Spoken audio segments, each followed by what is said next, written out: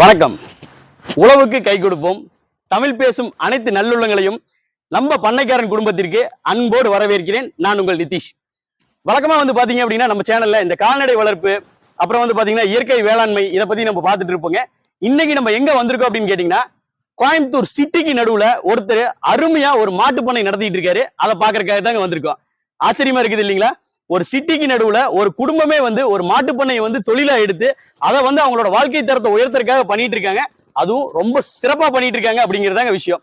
அது மட்டும் இல்லாம அவருடைய துணைவியார் பாத்தீங்க அப்படின்னா ஒரு இல்லத்தரசியா இருந்துட்டு, அதாவது 2 குழந்தைகளுக்கு தாயா இருக்கிறவங்க. அவங்க குழந்தைகள் வளர்ப்பையும் பார்த்துட்டு வீட்டு கடமைகளையும் செஞ்சுக்கிட்டு கூடவே அவருடைய கணவருக்கு இந்த மாட்டு பண்ணை பிசினஸ்ல பெரும் சப்போர்ட்டா இருக்கிறாங்க அப்படிங்கிறதாங்க பெரிய விஷயம். அதாவது என்ன சொல்லணும் அப்படின்னு கேட்டீங்கன்னா, இந்த காலத்துல பாத்தீங்கன்னா பெண்கள் வீட்டு வேலை செய்யறதே ரொம்ப பெரிய ஒரு விஷயமா நினைச்சுக்கிட்டு இருக்கு. இந்த காலத்துல இத்தனை விஷயங்களையும் ஒரு இல்லத்தரசியா அவங்க நிர்வகிச்சுட்டு இருக்காங்க அப்படிங்கிறது ரொம்ப பெருமையான விஷயம். வாங்க திரு ஆனந்த் அவர்களுடைய குடும்பத்தாரையும் அவரையும் சந்திச்சு அவர்களுடைய ஆலோசனைகளையும் அறிவுரைகளையும் நம்ம வாங்கிக்கலாம். அதுக்கு முன்னாடி பாத்தீங்க அப்படின்னா மறக்காம நம்ம சேனலை சப்ஸ்கிரைப் பண்ணுங்க. எத்தனையோ முறை நானும் சொல்லிட்டேன், சேனலை சப்ஸ்கிரைப் பண்ணுங்க. வீடியோக்கள் பிடிச்சிருந்தா லைக் பண்ணுங்க, ஷேர் பண்ணுங்க, கமெண்ட் பண்ணுங்க. வாங்க இப்ப வீடியோக்குள்ள போலாம்.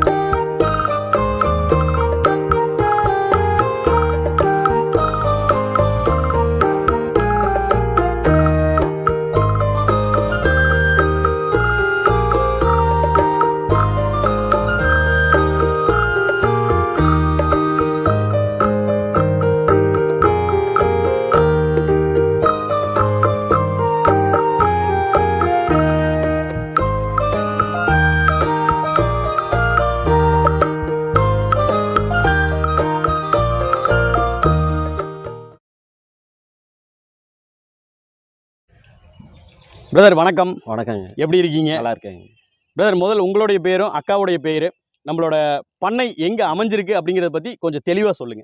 என்னோட பேர் ஆனந்த்குமார்.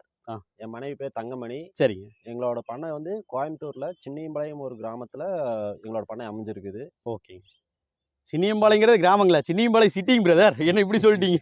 சின்னியம்பாளையம் பக்கத்துல வெங்கிட்டாபுரங்கிற ஒரு கிராமத்துல இருக்கு. சரிங்க பிரதர். இப்போ முதல்ல பாத்தீங்க அப்படின்னா நம்மளுடைய மாட்டு பண்ணையை பத்தி பேசலாங்க. அதாவது கிராமத்துல ஒரு மாடு வளர்த்துறது அப்படிங்கிறது ரொம்ப சர்வசாதாரணமான ஒரு விஷயம். ஏன்னு கேட்டீங்கன்னா, கிராமத்துல இருக்கிறவங்களுக்கு வேளாண் தொழிலும் கால்நடை வளர்ப்பும் தான் முக்கிய ஒரு குலத்தொழிலா இருக்கும். அதனால அவங்க பண்றாங்க. சிட்டிக்கு நடுவுல நீங்க இவ்வளவு அருமையா ஒரு மாட்டு பண்ணை நடத்திட்டு இருக்கீங்க. எத்தனை மாடுகளை வச்சு ஆரம்பிச்சீங்க? இப்போ பண்ணையில எத்தனை மாடுகள் இருக்கு? முதல்ல பண்ணை ஆரம்பிக்கும் போது 2 மாட்டுல ஆரம்பிச்சேன். சரி. அதுவே லோன் போட்டு, சரி, லோன் அமௌண்ட்ல தான் நம்ம பண்ணையை ஆரம்பிச்சோம். அதுக்கப்புறம் 2 மாடு ஸ்டார்ட் பண்ணதுக்கப்புறம் என்னோட மாட்டோட பால் தரமா கஸ்டமருக்கு கொடுக்கும்போது, சரி, பாலோட அதிக சப்ளை நீட் அதிகமாகச்சு. அப்போ அதிகமாகும்போது என்ன ஆச்சுன்னா நாங்கள் மாடு அதிகப்படுத்துற சூழ்நிலைக்கு வந்தோம். அப்புறம் நாங்கள் லோனுக்கு போனால் மறுபடியும் கால்நடை மூலமா வெட்டினரி டாக்டர் ஹாஸ்பிட்டலோட ஆலோசனைகள் மூலமா நாங்கள் மாடுகளை அதிகப்படுத்தணும். இப்போ எவ்வளோ மாடுகள் இருக்குது? 30 மாடுகள் இருக்குது.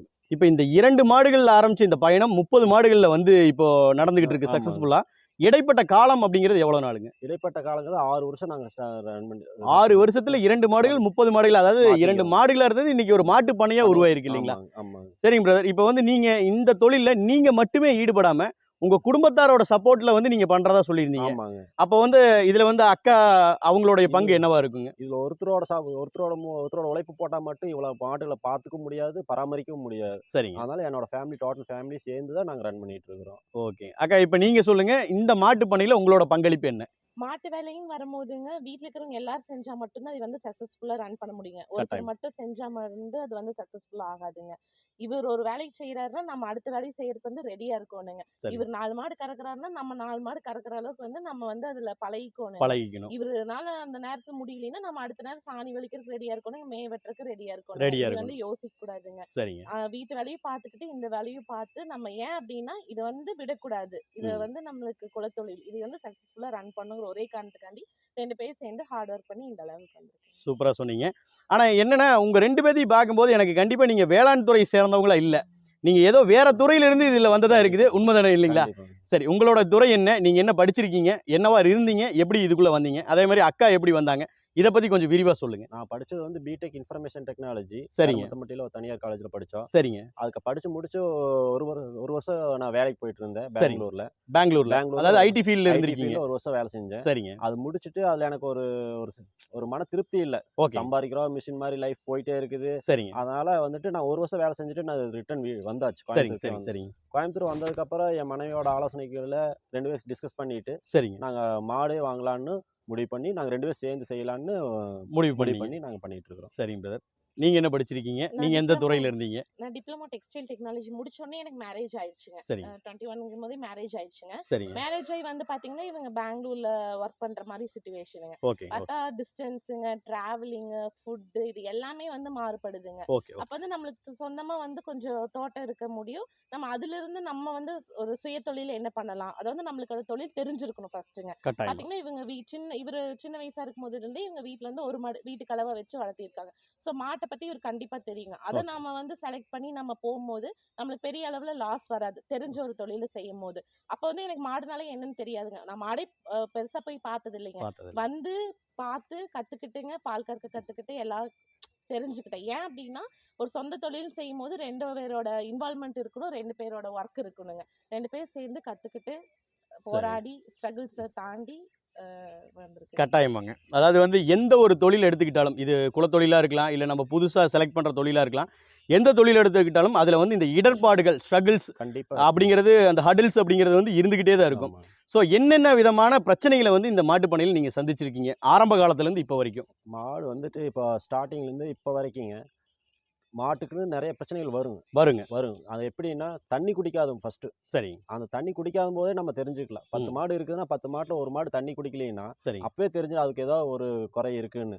ஒண்ணு காய்ச்சல் வரும், இல்லைன்னா மடிவீக்கம் வரும், சரி, இல்லைன்னா அஜீரண கோளாறு இருக்கும். இது 3 மெயினா இருக்கும். இந்த 3 தான் மெயினா இருக்கும். அந்த 3க்கு நம்ம ஃபர்ஸ்ட் எய்ட் நம்ம பண்ணிட்டு சரி, அதுக்கப்புறம் நம்ம கால்நடை மருத்துவர் ஆலோசனையில் அவரை அழைச்சு நம்ம உடனே ட்ரீட்மெண்ட் பண்ணிட்டோம்னா நம்ம பெரிய பாதிப்புல இருந்து தவிர்த்துட்டு நம்ம மாட்டை பராமரிக்கலாம். இழப்புல இருந்து மீட்டர்ல இல்லைங்களா? அதாவது வந்து நோய்கள் தான் முதல் இடர்பாடா இருக்குது இல்லைங்களா? அதுக்கப்புறம் வந்து இந்த பால் உற்பத்தி பண்ணதுக்கு அப்புறம் அதை விற்பனைக்கு கொண்டு போகும்போது சில இடர்பாடுகளை சந்திச்சிருப்பீங்க. அதை பத்தி சொல்லுங்க. பால் வந்து எப்படின்னா இப்போ நம்ம பால் உற்பத்தி பண்றது வந்து ஒரு நாளைக்கு 100 லிட்டர் பண்றோம்னா 100 லிட்டருமே சப்ளை பண்ண முடியாது. சரிங்க. சில ஸ்கூல் லீவ்ஸ் வரும். ஓகே. மறுபடியும் அவங்க ரிலேஷனில் ஏதோ பிரச்சனை இருக்கோ, ஏதோ வெளியே வருவாங்க. சரி. அப்போ வந்துட்டு நம்ம பால் அதிகமாக இருக்கும்போது நம்ம வந்துட்டு முக்கால்வாசி சப்ளை பண்ணி முடிச்சுட்டு மீதி நம்ம கூட்டுறவு சொசைட்டிக்கு கொடுத்துட்டு அதைய நம்ம டாலரேட் பண்ணி கொண்டு போவோம். ஸோ அதுலேயுமே வந்து சந்தைப்படுத்துதலையும் சில பிரச்சனைகள் இருக்குது. கண்டிப்பாக வருங்க. Okay brother. இப்போ வந்து பார்த்தீங்க அப்படின்னா நிறைய இல்லத்தரசிகள் வந்து அவங்களோட கணவருக்கு வந்து தொழில வந்து உதவி புரிகிறாங்க. நிறைய பேர் இருக்கிறாங்க அந்த மாதிரி. இப்போ வந்து பார்த்தீங்கன்னா அக்கா வந்து ஒரு இல்லத்தரசியா இருந்துட்டு 2 குழந்தைகளையும் வந்து ஆளாக்கிட்டு அவங்கள பள்ளிக்கூடத்துக்கு அனுப்பிச்சிக்கிட்டு கூட வந்து உங்களுக்கு மாட்டு தொழில வந்து மாட்டு பண்ணையில வந்து முழு நேர ஈடுபாட்டோட உதவி செய்கிறாங்க. இப்போ வந்து பார்த்தீங்க அப்படின்னா இந்த பால் பொருட்கள் அப்படின்னு ஏதாவது புதுசாக தயாரிக்கிற மாதிரி ஏதாவது ஐடியா இருக்குங்களா? பாலை சப்ளை பண்ணால் குறைஞ்சலா வந்து நம்மளுக்கு கிடைக்குங்க. சரிங்க. அப்போ வந்துட்டு நம்ம பால் பொருள் அவங்க கஸ்டமருக்கு வந்து நீடு இருக்குது. ஓகே. வெண்ணெய், நெய், இந்த பன்னீர் இது மாதிரி அவங்களோட நீடு இருக்குது. அதுக்கு தகுந்த மாதிரி நம்ம பால் உற்பத்தி வந்து அதிகப்படுத்திட்டு அதுக்கான அந்த பொருளை வந்துட்டு அவங்க தேவைப்படுற நெய், வெண்ணெய், பன்னீர் செய்யறதுக்கான பொருளை நம்ம அதிகமாக செஞ்சு நம்ம கஸ்டமருக்கு கொடுக்கலாம். அதுக்கான முயற்சி என் சம்சாரம் வந்து என் துணையார் வந்து எடுத்துகிட்டு இருக்கிறாங்க. அக்கா இப்போ நீங்கள் சொல்லுங்கள், என்ன மாதிரி முயற்சி எடுத்திருக்கீங்க, என்ன மாதிரி ஒரு ஐடியா இருக்குது உங்களுக்கு, ஃபியூச்சர்ல என்ன பண்ணலாம்னு இருக்கீங்க? எங்களுக்கு வந்து இந்த ஒரு 5 இயர்ஸ் வந்துங்க பாலை வந்து குடுக்கிறதுக்கு பால் வந்து பாலாவே குடுக்கிறதுக்கு மட்டும் தான் ஒரு தாட் இருந்துச்சுங்க. சரிங்க. எங்களோட மருத்துவர் கால்நடை மருத்துவரோட ஆலோசனை படிங்க. அவர் பேர் டாக்டர் சதீஷ்குமாருங்க. அவரோட ஆலோசனை படி நான் வந்து நாமக்கல் ட்ரைனிங் போனேங்க. சரி. அங்க வந்து வெட்டனரி ஹாஸ்பிட்டல்ல வந்து நம்ம கால்நடை ஆராய்ச்சி மையத்துல வந்து பாலோட ப்ராடக்ட்ஸ் தயார் பண்றதுக்குனே கிளாஸ் வந்து கண்டக்ட் பண்றாங்க. நாங்க போய் கிளாஸ் லேர்ன் பண்ணிட்டு வந்தது மூலியமா வந்து எனக்கு ஒரு ஐடியா கிடைச்சிருக்கு. பட் ஆனா இப்ப நம்மளோட சிச்சுவேஷன் என்னன்னா பால் வந்து பாலா குடுக்கிறதுக்கு மட்டுமே நம்ம மில்க் ப்ரொடக்ஷன் வந்து கரெக்டா இருக்குங்க. நம்ம வந்து இப்ப கொஞ்சம் மாடு அதிகப்படுத்திட்டு மில்க் ப்ரொடக்ஷன் அதிகம் பண்ணிட்டு நம்மளோட இப்ப ரெகுலர் பால் வாங்குற கஸ்டமர் ஒரு 100 பேர் இருக்காங்கன்னா அந்த 100 பேத்துக்கு கொடுக்க வேண்டிய பால் ப்ராடக்ட் தயாரிச்சாலே இது வந்து இரட்டிப்பு லாபமா இருக்கு. அதாவது என்னன்னு கேட்டீங்கன்னா இப்ப தேவைக்கு ஏற்ப உற்பத்தி இருக்கு, அதை வந்து இன்னும் பெருக்கணும். அப்ப வந்து பால்ல இருந்து வந்து இந்த உபரி வருமானத்தை நீங்க பார்க்கலாம் அப்படிங்கிறீங்க. சரிங்க பிரதர். இப்போ ஒரு முக்கியமான கேள்வி கேட்குறேன், 2 பேர்த்துக்கிட்டையுமே கேட்குறேன். அதாவது வந்து ஒரு மாட்டுப்பண்ணை தொழில் அப்படிங்கிறது வந்து ரொம்ப சக்ஸஸ்ஃபுல்லாக நடத்துறது அப்படிங்கிறது ரொம்ப வெகு சில பேர்னால தான் முடியுது. எல்லாருனாலையும் பண்ண முடியுது. ஏன்னா 4 மாடு 5 மாடு வாங்கினவங்க ஏன் கிராமத்தில் மாடு வச்சிருக்கவங்களே கூட முட்டுவலி போட்டு கட்டுப்படி ஆகலை, அதாவது வந்து லாபம் எடுக்க முடியல அப்படின்னு சொல்லி மாடுகளை கொடுத்துட்றாங்க. அப்போ இந்த மாட்டுப்பண்ணை அப்படின்னு ஒன்று உருவானதுக்கப்புறம் உங்களோட வாழ்க்கை தரம் உயர்ந்திருக்கா? பொருளாதார ரீதியாக நீங்கள் எப்படி வந்து உயர்ந்திருக்கீங்க? அதை பற்றி கொஞ்சம் சொல்லுங்கள். கண்டிப்பாங்க. நம்ம மாடு வாங்கும்போது சரி நம்மளுக்குன்னு சொந்தமாக பூமி வேணுங்க. சரிங்க. அட்லீஸ்ட் ஒரு 1/4 ஏக்கராவது பூமி வேணும். சரி. பூமி இருந்தால் தான் நம்ம வந்து பண்ணை வந்து சக்ஸஸ்ஃபுல்லாக ரன் பண்ண முடியும். சரிங்க. ஏன்னா எல்லாமே நம்ம காசு போட்டு வாங்கும்போது நமக்கு உண்டான லாபம் கிடைக்காது. கண்டிப்பாக கிடைக்காது. சரி. அதுக்கான மாட்டுக்கு உண்டான தீவனமாவது நம்ம அட்லீஸ்ட் நம்மளாம் சுயமாக தயாரிச்சுக்கணும். சரி. நம்ம தோட்டத்தில் போட்டு விவசாயம் பண்ணி நம்ம எடுத்துக்கணும். அது போக அதுக்கு போட அடர் தீவனம் மட்டும் நம்ம விலை கொடுத்து வாங்குற மாதிரி இருக்கும். சரி. அப்படி பண்ணால் மட்டும்தான் ஒரு 2 மாட்டுலேருந்து இந்த 30 மாட்டு வரைக்கும் பெருக்க முடியும். அப்போ நீங்கள் வந்து சக்ஸஸ்ஃபுல்லாக ரன் பண்ணிட்டு இருக்கீங்க இல்லைங்களா? இதனால வந்து நம்ம வாழ்க்கை தரம் வந்து உயர்ந்திருக்கு அப்படின்னு தான் சொல்லலாம் இல்லைங்களா? ஏன்னா நிறைய பேர் சொல்றது என்ன, மாட்டு பண்ண போட்டேன் நஷ்டமாயிடுச்சு, நாங்கள் மாடுகளை வித்துட்டோம், இல்லை மாடுகள் இறந்துருச்சு, எங்களால் அதில் ஒன்றுமே பண்ண முடியல, லாபகரமாக நடத்த முடியல அப்படிங்கிறாங்க. அப்படி இருக்கும்போது நீங்கள் இந்த 6 வருடங்களை வந்து ஒரு மாட்டு பண்ணையை மிகப்பெரிய அளவில் ரொம்ப சக்ஸஸ்ஃபுல்லாக நடத்திட்டு இருக்கீங்க. முதல்ல அதுக்கு என்னோட வாழ்த்துக்களை நான் தெரிவிச்சுக்கிறேங்க. இதுல சில உண்மைகள் இருக்குங்க. சொல்லுங்க. ஆஃப்டர் கொரோனா வந்து ஃபீடோட காஸ்ட் அதிகமாயிருக்கு. சொல்ல முடியாது. அதுக்கப்புறம் மாட்டுகளோட எண்ணிக்கையே வந்து நீங்க சொல்ற மாதிரி 1 மாடு 2 மாடு வச்சிருக்கவங்க கம்மி பண்ணிருக்காங்க தான். அது வந்து நம்ம கொஞ்சம் வந்து டெக்னிக்கலா நம்ம அடர் தீவனத்தை வந்து எந்த அளவுக்கு இது பண்றோம் அதை கொஞ்சம் கம்மி பண்ணிட்டு பசுந்தீவனத்திலேயே மக்காச்சோள தட்டு நம்ம காட்டிலேயே போட்டு அதை கொஞ்சம் நம்ம எக்ஸ்ட்ரா ஃபீட் பண்றது மூலியமா நம்ம அந்த மக்காச்சோள தவிடுகளை வந்து பால் உற்பத்தி பெருக்கலாம். இல்ல, அடுத்த கேள்வி என்னோட அதுதாங்க. என்னன்னு கேட்டீங்கன்னா, ஒரு சிட்டிக்கு நடுவுல நீங்க வந்து மாட்டு பண்ணை அமைச்சிருக்கீங்க. 1 இல்ல 2 இல்ல கிட்டத்தட்ட 30 மாடுகள் வந்து உங்ககிட்ட இருக்கு. அப்படி இருக்கும்போது இந்த தீவன பயிர்களுக்கு வந்து நீங்க இப்படி சிட்டிக்கு நடுவுலயே வந்து விளைவிக்கிறீங்களா? என்ன பண்றீங்க இதுக்கு? நமக்கு சொந்தமா பூமி வந்து 4 ஏக்கர் இருக்கிறதுனால நாங்க எல்லாமே மாட்டுக்கு உண்டான அனைத்து மாட்டுக்குமே தீவனம் வந்து நாங்களே ரெடி பண்ணிக்கிறோம். உற்பத்தி பண்றீங்க? நாங்களே பண்ணிக்கிறோம். ஒரு வகையான தீவனத்தை மட்டும் உற்பத்தி பண்ணலீங்க. டெலிகிராஸ் பைனா அது ஒரு பாட்டு. சரி. அதுக்கப்புறம் மக்காச்சோள தட்டு ஒரு பாட்டுங்க. மண்சோள தட்டு ஒரு பாட்டுங்க. சூப்பர் நேப்பியர்னு புது கரணை வந்திருக்கு. அதையும் நாங்க இப்போ பயிரிட்டு இருக்கிறோம். சோ எல்லா வகையான அந்த பச்சை தாவரங்களையும் வந்து நீங்க வந்து மாடுகளுக்கு கொடுக்கக்கூடிய பச்சையத்தை நீங்க உருவாக்குறீங்க. கலப்பு தீவனமா உற்பத்தி பண்ணி நாங்களே சொந்தமா மாடுகளுக்கு நம்ம எல்லா பசந்தீவனத்தையுமே சத்துள்ளதா நம்ம மாட்டி கொடுக்கும் போதுங்க அந்த புண்ணாக்கத்தோட அந்த அடர் தீவனத்தோட அளவு நம்ம கம்மி பண்ணிக்கலாம். அப்ப காஸ்ட் ஆஃப் ஃபீட் வந்து நம்மளுக்கு அட்ஜஸ்டபிளா இருக்குங்க. இதுல கண்டிப்பா ப்ராஃபிட் நல்லபடியாவே இருக்கும். இப்போ இந்த தீவனம் அப்படின்னு பேசும்போது ஒரு பாயிண்ட் ஞாபகத்துக்கு வருது. அதாவது என்னன்னு கேட்டீங்க அப்படின்னா, நிறைய மாட்டு பண்ணையாளர்கள் மாடு வச்சு பால் உற்பத்தி பண்றவங்க என்ன பண்றாங்க அப்படின்னா, மாட்டோட பால் உற்பத்தி அதிகப்படுத்துறதுக்காக இந்த கலப்பு தீவனங்கள் கூட இந்த கம்பெனி தீவனங்கள் கொடுக்குறாங்க. அதாவது 1 வேளையோ 2 வேளையோ தீவனங்கள் கொடுக்கறனால பால் வந்து உற்பத்தி அதிகமாகுதுங்கிறாங்க. நீங்க அது மாதிரி ஏதாவது கொடுக்குறீங்களா? நாங்க அது மாதிரி ட்ரை பண்றது இல்லைங்க. பண்ணா மாடு வந்துட்டு கறக்கும். சரி. 5 லிட்டருங்கிறது 10 லிட்டரா கறக்கும். ஆனா 1 வருஷம் தான் அந்த மாட்டை வச்சிருக்க முடியும். ஓகே.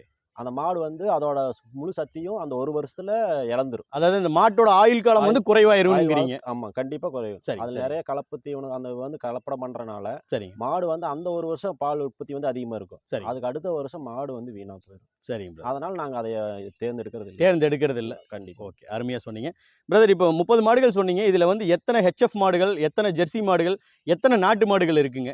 நாட்டு மாடு 8 இருக்குங்க. சரிங்க. 10 ஹெச்எஃப் மாடு இருக்கு. சரிங்க. 4 ஜெர்சி இருக்கு. 4 ஜெர்சி இருக்கு. எல்லாமே கலப்பின மாடுகளும் இருக்கு. கலப்பின மாடுகளும் இருக்குது அது போக. சரிங்க. இப்போ இந்த நாட்டின மாடுகள் அப்படின்னா அதோட பால் உற்பத்தி வந்து ரொம்ப குறைவா இருக்கும். அப்போ அதை வந்து என்ன பர்பஸ்க்காக வச்சிருக்கீங்க? அந்த பாலை வந்து நீங்க எப்படி விற்பனை செய்யறீங்க? கஸ்டமருக்கு வந்து நீடு இருக்கு. நாட்டு மாட்டு பால் தேவைப்படுது. சரி. அதனாலதான் நான் 5-6 மாடு வாங்கி அதுக்கு உண்டான பாலை உற்பத்தி பண்ணி அந்த கஸ்டமருக்கு நான் கொடுக்குறேன். அப்ப இந்த ஹெச்எஃப் ஜெர்சி அந்த கஸ்டமர்களுக்கு உண்டான பாலை அவங்களுக்கு கொடுக்குறீங்க, நாட்டு மாட்டு பால் விரும்புறவங்களுக்கு நீங்க கொடுக்குறீங்க. கஸ்டமருக்கு கொடுக்குறோம். சரி. தேவைப்படுறவங்க கேட்டு வாங்கிக்கிறேன். அருமையா சொன்னீங்க பிரதர். இப்ப நாட்டு மாடுகள் அப்படின்னு பாத்தீங்கன்னா இந்த ஹெச்எஃப் ஜெர்சிக்கெல்லாம் வந்து பாத்தீங்கன்னா சினை ஊசி போட்டே நம்ம வந்து கன்றுகளை வந்து எடுத்துக்கலாம். ஆனா நாட்டு மாடு அப்படிங்கும்போது மேக்ஸிமம் வந்து நம்ம இந்த சினை ஊசிக்கு போக மாட்டோம் இல்லைங்களா? அப்ப நீங்க அதுக்கு ஏதாவது பூச்சிக்காலை ஏதாவது வச்சிருக்கீங்களா? நானே வளர்த்திட்டு இருக்கேன். பூச்சிக்காலை வச்சிருக்கீங்க? வச்சிருக்கேன். சரிங்க. எத்தனை வயசு ஆகுது நம்ம பூச்சிக்காலைக்கு? செவலக்காலை நான் வச்சிருக்கிறேன். சரி. 2 வயசு ஆச்சு. 2 வயசு ஆச்சு. இதுதான் நம்ம வந்து இதுக்காக யூஸ் பண்ணிட்டு இருக்கோம். இனச்சேர்க்கைக்காக யூஸ் பண்ணிட்டு இருக்கோம். ஜெர்சி மாட்டுக்குமே அது வந்து அவங்க இனச்சேர்க்கைக்கு யூஸ் பண்றீங்க. பண்ணலாம். ஆனா சில மாட்டுக்கு நிக்காது. சில மாடு தாங்காது. ஓகே, அருமையா சொன்னீங்க பிரதர். இப்போ இந்த பால் பொருட்களை பத்தி நம்ம பேசிட்டு இருந்தோம். அதாவது தயிர், மோர், வெண்ணெய், பாலாடை கட்டி, இந்த மாதிரி பன்னீர் இதெல்லாம் வந்து நம்ம தயாரிக்கிறத பற்றி பேசிகிட்டு இருந்தோம். இப்போ இதை பற்றி பேசும்போது என்னன்னு கேட்டிங்கன்னா, நிறைய கம்பெனிகள் இருக்குது, மிகப்பெரிய கம்பெனிகள். அதாவது ஆவின் இருக்குது, ஆரோக்கியா இருக்குது, இந்த மாதிரி ஆமாம் மில்க் ப்ராடக்ட்ஸ் தயாரிக்கக்கூடிய நிறைய கம்பெனிகள் இருக்குது. அவங்களோட நம்ம சந்தையில் போட்டி போட்டு ஜெயிக்க முடியும்னு நினைக்கிறீங்களா? கண்டிப்பா முடியுங்க. ஏன்னா ஜெயிக்கிறோங்கிறத தாண்டியுங்க சரி பால் பொருட்கள் வந்து டெய்லியும் நீடுங்க. நீங்க காலையிலயும் யூஸ் பண்ணணும், மதியமும் யூஸ் பண்ணணும், கட்டாயம் ஈவினிங் யூஸ் பண்ணணும். கட்டாயம் அப்போது உங்களுக்கு எத்தனை கம்பெனிஸ் இருந்தாலும் அந்த சரி பொருள் அழியக்கூடிய பொருளுங்க. சரி இது காம்படிட்டிங்கிறதையும் தாண்டி நீட பூர்த்தி செஞ்சாலே இது நீட பூர்த்தி செஞ்சா போதுங்க. போதும், நமக்கு வந்து ஒரு தன்னிறைவான ஒரு பிசினஸ் இருந்தா போதும் கண்டிப்பாங்க. இல்லைங்களா? குவாலிட்டி குவாலிட்டி இருந்ததுன்னா நல்லா போதும். இருக்கும். நம்ம வீட்லயே ஒரு சின்ன ப்ராசஸா செய்யும் போதுங்க சரி குவாலிட்டி கண்டிப்பா நல்லா இருக்குங்க. கம்பேரிங் டு பிராண்டட் கம்பெனிஸோட கொஞ்சம் குவாலிட்டி வந்து நல்லா இருக்குங்கிறது எங்களோட தாட்டுங்க. கருத்து அருமையா சொன்னீங்க. இவருக்கு 10 வயசா இருக்கும்போது சரி வாங்கின மாடுங்க. சரி இப்ப என் பையனுக்கு 10 வயசு ஆச்சுங்க. சரி இன்னும் அந்த மாட்டை வந்து நாங்க பராமரிச்சுட்டு இருக்கோம். பராமரிச்சுட்டு ரொம்ப இருக்கோம். பெருமையான விஷயமா கண்டிப்பாங்க. சொல்லி இருக்குதுங்க இது நீங்க சொல்றது. அதாவது வந்து பாத்தீங்க அப்படின்னா, இப்போ உங்க 2 பேர் மட்டும் இல்லாம உங்களுடைய குழந்தைகள், அதாவது அடுத்த தலைமுறையான தம்பி பாப்பா 2 பேர் இருக்காங்க. அவங்களுக்கும் வந்து இதை வந்து நீங்க கத்துக் கொடுக்குறீங்க. அவங்களும் வந்து இதுல ஆர்வமா இருக்காங்க அப்படிங்கறத பத்தி நான் கேள்விப்பட்டேன். ஆமாங்க. அது எவ்வளவு தூரம் உண்மை? எப்படி இந்த ஆர்வத்தை கொடுக்குறீங்க? நாங்க வந்துட்டு அந்த அந்த வேலை மாட்டு வேலை செய்யும்போது சரி என்னோட குழந்தைகளை கூட்டிட்டு போய் தான் நான் செய்வேன். சரிங்க அவங்க பார்த்துக்குவாங்க. ஃபர்ஸ்ட் அவங்க பார்க்கறாங்க. சரிங்க பார்த்துட்டு அவங்க அதை செய்யணும்னு நினைக்கிறாங்க. ஓகே பார்த்துட்டு அதை செய்யணும்னு நினைக்கும் போது சரி நான் விட்டுருவேன் சரிங்க தெரிஞ்சுக்கிட்டு. ஓகே அதனால நான் வந்து அதுக்கு தப்புன்னு நான் சொல்றது இல்ல. சரி தெரிஞ்சுக்கிட்டு நல்லா படிக்கவும் செய்யணும். ஓகே கூடவே இதையும் நம்ம தெரிஞ்சுக்கணும். முக்காவாசி நேரங்கள் வந்து குழந்தைங்களை கட்டுத்தரையில வச்சுட்டு தான் இதான் நாங்க நாங்க எங்க மாட்டு வேலையை வேலையே செய்ய முடியும். செய்வோம். சரிங்க எங்களை சரி குழந்தைகளை பார்த்துக்கிறதுக்கு வேற ஆள் இல்ல. என்ன கேட்டிங்கன்னா, இந்த காலத்துல இந்த தலைமுறையை பார்த்தீங்க அப்படின்னா, இந்த கால்நடை வளர்ப்பை பத்தியோ வேளாண் தொழிலை பத்தியோ யாருக்குமே தெரியாமையே சரி. போயிடுச்சு. எல்லாமே இந்த புக்ல படிக்கிறோம், காது வழியா கேட்குறோம் அப்படிங்கிற ஆமா. மாதிரி ஆயிடுச்சு. இன்னும் அடுத்த தலைமுறை போகும்போது வந்து இந்த வேளாண் பத்தி அவங்களுக்கு சுத்தமாவே ஒரு நாலேஜ் இல்லாம போயிடும், ஆமா. அனுபவ அறிவுன்னு இல்லாம போயிடும். அப்படிப்பட்ட ஒரு சூழ்நிலையில நீங்க அடுத்த தலைமுறைக்கு சேர்த்து நீங்க சொல்லி கொடுக்குறீங்க அப்படிங்கிறது ரொம்ப பெருமைப்படக்கூடிய விஷயமா இருக்கு. பெற்றோராகிய உங்களுக்கு முதல்ல என்னோட நன்றியை தெரிவிச்சுக்கிறேன், வாழ்த்துக்களையும் தெரிவிச்சுக்கிறேங்க. பிரதர், இப்போ மாட்டுப்பண்ணை மட்டும் இல்லாம நீங்க கோழிகள் வளர்த்துறத பார்த்தேன். ஆமாங்க. அதாவது வந்து நம்ம தமிழ்நாட்டு பாரம்பரிய பிரீடான பெருவடை சேவல்கள் எடுத்து நீங்க நல்லா பண்ணிட்டு இருக்கீங்க. நான் வந்து ஒரு கோழி வளர்ப்பு ஆர்வலர், சரி. நானும் கோழி வளர்த்திட்டு இருக்கேன். சரி. நமக்கு அதுல ரொம்ப ஆர்வம் இருக்கு அப்படிங்கறனால முதல்ல வந்தோடனே என்னோட கண்ணை கவர்ந்தது வந்து அந்த கோழிகள் தான். இப்போ அந்த கோழிகள் வளர்ப்பை பத்தி சொல்லுங்க. எத்தனை கோழிகள் ஆரம்பிச்சீங்க? இப்போ எவ்வளவு கோழிகள் இருக்கு? நான் ஒரு 5 வருஷமா கோழி வளர்த்திட்டு இருக்கேன். சரி 5 வருஷத்துக்கு முன்னாடி நான் ஒரு 4 கோழி தான் வாங்கினேன். சரிங்க 4 கோழி ஒரு சேவல் வாங்கி வச்சேன். சரிங்க என்னோட குழந்தைகளுக்காண்டி நான் முதல் வாங்கினேன். சரிங்க என் குழந்தைகள் நாட்டு கோழி முட்டை கொடுக்கலாம் சரிங்க அப்படின்னு சொல்லி நான் வாங்கினது. சரிங்க அதுக்கப்புறம் நான் அப்படியே நாளாக கோழி அதிகமாக பெருகிட்டே இருந்தது. சரி. அப்போ வந்துட்டு என்னோட கஸ்டமர்ஸுமே எங்களுக்கு நாட்டுக்கோழி முட்டை வேணும். அவங்களோட கஸ்டமர் நீடும் இருந்துச்சு. சரி. குறிப்பாக பெண் குழந்தைகளுக்கு அந்த ஒரு சில டைம்ல ஆமா கட்டாயமா கொடுப்பாங்கன்னு சொல்லி கேட்டாங்க. அதனால நான் அவங்களுக்கு கொடுக்குறேன். என்கிட்ட எக்ஸ்ட்ரா இருக்கிற முட்டையை நான் அவங்களுக்குமே ஒரு 15 ரூபா ரேட் போட்டு அவங்களுக்கு கொடுத்துக்கிட்டு இருக்கிறோம். சரிங்க பிரதர். இப்போ கம்மியான எண்ணிக்கையில் வந்து கோழி ஆரம்பிச்சிங்க. இப்போ வந்து 50 கோழிகள் இருக்கு இல்லைங்களா? கோழிகள் வச்சுக்கோங்க. 50 கோழிகள் இருக்கு. இப்போ இந்த கோழிகள் வளர்ப்புலையும் சில இடர்பாடுகள் இருக்கு. என்னன்னு கேட்டிங்கன்னா, இந்த நோய்கள் வந்து மேலாண்மைங்கிறது ரொம்ப முக்கியமான விஷயம்.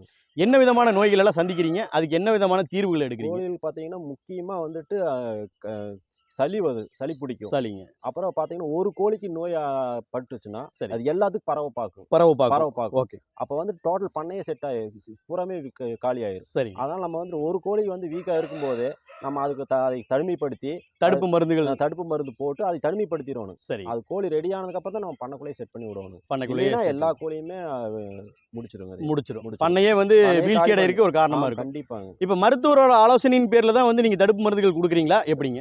மருத்துவரோட ஆலோசனையிலும் தடுப்பு மருந்து கொடுக்குறோம். 3 மாசத்துக்கு ஒருக்கா நாங்களே லசோட்டான்னு சொல்லி கண்ணுக்கு ஒரு சொட்டு மருந்து வாங்கிட்டு வந்து எல்லா கோழிகளுக்கும் கொஞ்சம் கொடுத்துருவோம். அப்போ அந்த லசோட்டா கொடுக்குறீங்க, அந்த தடுப்பு மருந்துகள் வந்து முறையா கொடுக்கறனால நோயிலிருந்து தீர்வு கிடைக்குது. அப்புறம் 6 மாசத்துக்கு ஒருக்கா தடுப்பூசி போடணும். சரி. அப்புறம் வயிற்று குடல் புழு நீக்கிறதுக்கு அது தனியா ஒரு மருந்து டிவார்மிங் குடற்புழு நீக்கிறதுக்கு செய்றீங்க. அது கொடுத்துட்டோம்னா நம்ம கோழியில இருந்து தவிர்ப்பு வீணா போகும், 1-2 போகும். நம்ம அந்த இழப்பை வந்து நம்ம சந்திச்சுதான் ஆகணும். ஓகே. எந்த ஒரு தொழிலுமே வந்து இழப்புங்கிறது இருக்கதான் செய்யுங்க. நம்ம அதை ஓவர் கம் பண்ணி வரணும் அப்படிங்கிறது முக்கியமான விஷயம். அதை பராமரிக்கணும். சரி. இப்போ இந்த நாட்டுக்கோழிகளுக்கு என்ன விதமான தீவனங்கள் கொடுக்குறீங்க? கோதுமை கொடுக்குறாங்க, கம்பு, ராகி, சோளம். நம்ம காட்டுல விளையிறது சோள வகைகள் நான் எல்லாத்தையும் கொடுப்போம். சரி. பச்சையும் கொடுக்குறீங்க இல்லைங்களா? கொடுப்போம். எப்படி பிரதர், அடைச்சு வச்சு வளர்த்துறீங்களா இல்ல திறந்த மேய்ச்சல் முறையில வளர்த்துறீங்களா? எப்படி பண்றீங்க? மேய்ச்சல் முறையா தான். அதுவே பொழுதானா அதுவே வந்து அணைஞ்சுக்கும். அதனால முழுக்கவே மேய்ச்சல் முறையில தான் இருக்குது நம்ம காட்டுல. கட்டுப்படுத்துறது இல்லைங்க அது. சரி. இப்போ இந்த அடை வைக்கிறது அப்படின்னு பாத்தீங்கன்னா இயற்கை முறையில் வைப்பாங்க, செயற்கை முறையில் வைப்பாங்க, இன்குபேட்டர் யூஸ் பண்ணுவாங்க, இல்லாட்டி வந்து இயற்கை முறையில் வைப்பாங்க. நீங்க என்ன விதமான முறையில் பண்றீங்க? முழுக்க இயற்கை முறையாவே கோழிகளோட இதுதான் நான் பொறிக்க வைக்கிறேன். அடை வச்சு தான் குஞ்சு பொறிக்கிறீங்க. எத்தனை முட்டைகள் வந்து நீங்க அடைக்கு வைக்கிறீங்க பிரதர்? அந்த குஞ்சு பொறிப்பு சதவீதம் எவ்வளவா இருக்கு? 9லேருந்து 11 முட்டை வரைக்கும் வைப்பேங்க. சரிங்க. கோழியோட வெயிட்டை பொறுத்து நாங்கள் வைப்போம். ஓகே. அதில் 8லேருந்து 9 வரைக்கும் கண்டிப்பாக பொறிச்சிடும். கட்டாயமா குஞ்சுகள் பொறிக்கும். அது கிளைமேட் பொறுத்து பொறுத்து ஓவர் ஹீட்டா இருந்ததுன்னா பொறிக்காது, 1-2 போயிடும். Okay okay okay. அதுக்கு தகுந்த மாதிரி தான் குஞ்சு பொறிப்பு திறன் இருக்கு. சரிங்க பிரதர், இப்போ எண்ணிக்கை அதிகமாயிட்டே போகுது. குஞ்சுகள் பொறிக்குது, குஞ்சுகள் வளருது, அப்புறம் அது ஒரு பட்டா சைஸ் நெருங்குது, அப்புறம் முழுமையான ஒரு கோழியா வளர்ச்சி அடையுது. எண்ணிக்கை அதிகமாயிட்டே போகும்போது நீங்க எப்படி அதை வந்து குறைக்கிறீங்களா, ஸ்டேபிள் பண்றீங்களா? எப்படி ஸ்டேபிள் பண்ணி தான் ஆகணும். பண்ணி தான் ஆகணும். மாட்டு பண்ணையும் பராமரிச்சு கோழி பண்ணையும் பார்த்துட்டு இருக்க முடியாது. சரிங்க சரி. அது சில நிறைய பேர் வந்து வளர்த்துறதுக்கு கேட்பாங்க. சரிங்க. சில பேர் சாப்பிட்ற கேட்பாங்க. சரிங்க. குழந்தைய ஹாஸ்பிட்டல் வளர்த்தோன்னு நினைப்பாங்க. அதனால நான் அவங்களுக்கு கொடுத்துருவோம். அவங்களுக்கு வந்து விற்பனைக்கு கொடுத்துறீங்க. சுமாரா என்ன ரேட்டுக்கு கொடுத்துட்டு இருக்கீங்க தெரிஞ்சுக்கலாம்? ஏன்னா பெருவடை வந்து நம்ம கோயம்புத்தூர் மாவட்டத்தோட ஒரு முக்கியமான ஒரு அம்சம். பெருவடைகள் இங்க வந்து பலதரப்பட்ட விலை நிலவரங்களை போகுது. நம்ம என்ன விலை நிலவரத்துக்கு கொடுக்குறோம்? கிலோ 400. கிலோ 400ன்னு சொல்லி நம்ம கொடுக்குறோம். ஆமா. வளர்த்துறதுனால கொஞ்சம் கம்மியாக கொடுத்தோம். கொஞ்சம் கம்மியாவே கொடுக்குறோம். வாங்கிக்குவாங்க. ஏன்னா சில இடங்கள்ல 500 போகுது, சில இடங்கள்ல 600 போகுது உயிரடைக்கு. கடையில ஒவ்வொருத்தர் ரேட் போட்டு விற்பாங்க. சரி. நம்ம வீட்லயே வந்து வாங்குறதுனால ஓகே 400 ரூபா போட்டு வளர்த்துருக்கு தானே அப்படின்னு சொல்லி கொடுத்துருவோம். சரிங்க. இப்போ வந்து பார்த்தீங்கன்னா இந்த மாட்டு பண்ணை, கோழி பண்ணை, அது போக வந்து நீங்கள் வந்து வேளாண்மை செய்கிறீங்க. அதாவது இயற்கை வேளாண்மையும் பண்ணிட்டு இருக்கீங்க. இதனால் வந்து உங்களுக்கு வந்து பார்த்தீங்கன்னா ஒரு சிட்டிக்குள்ளே இருந்துட்டு ஒரு ஐடி ஃபீல்டில் உயர்ந்த ஒரு பதவியிலிருந்து நீங்கள் அதெல்லாம் விட்டுட்டு ஒரு வேளாண் துறைக்கு வந்திருக்கீங்க, விவசாயம் சார்ந்த தொழிலுக்கு வந்திருக்கீங்க. இதனால் என்னைக்காவது வந்து வருத்தப்பட்டிருக்கீங்களா? ஏன் இந்த தொழிலுக்கு வந்தோம், மற்றவங்களாம் நம்மளை இப்படி பேசுகிறாங்களே அப்படி என்னைக்காவது வருத்தப்பட்டிருக்கீங்களா? மற்றவங்க பேசுறதுக்காண்டி நம்ம வருத்தப்படக்கூடாதுங்க. சரிங்க. ஏன்னா இதில் வருத்தப்பட்டோம்னா இந்த தொழிலை செய்ய முடியாது, இது அழிஞ்சும் போயிடும். சரி. அதான் நான் வருத்தப்படுறது இல்லை.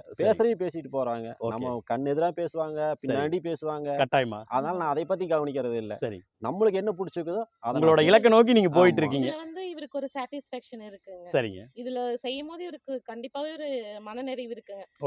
இவரு தூங்குற ஹவர்ஸ் ஒரு 3 மணி நேரம் 4 மணி நேரமா தான் இருக்கும். 6 வருஷமா இவரு ஆஃப்டர் 5 தூங்குனதே இல்லைங்க. 6 வருஷத்துல ஆஃப்டர் 5 தூங்குனதே இல்ல.